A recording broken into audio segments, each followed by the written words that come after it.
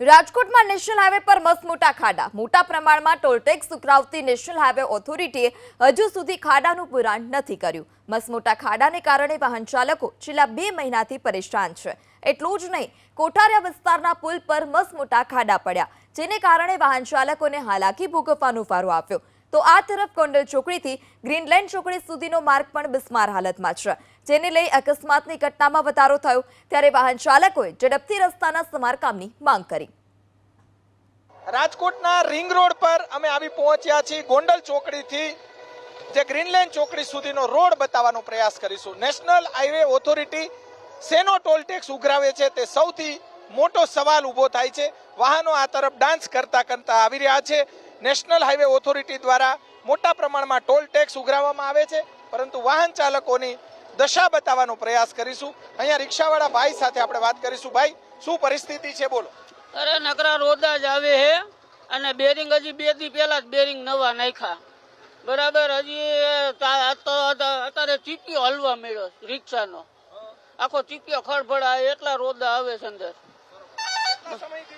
આ રોદા હે લગભગ 6 મહિના થયા. હા, 6 મહિનાથી જ્યાં કામ કરવાનું ત્યાં નથી કરતા, નથી કરવાનું ત્યાં કરે છે આ લોકો. આગળ આમ જો ત્યાં ચાલુ જીસીબી, ત્યાં કઈ જરૂર નથી, ત્યાં જીસીબી હાલે છે રોડ ઉપર, અને અહીંયા જ્યાં છે ત્યાં નથી કરતા એ લોકો.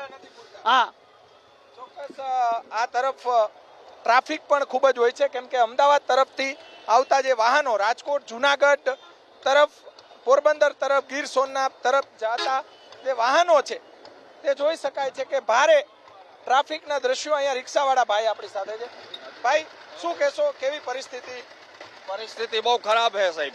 હોરું ટ્રાફિક ચક્કાજામ, ફૂલે ફૂલ. શું કામ ટ્રાફિક થાય છે?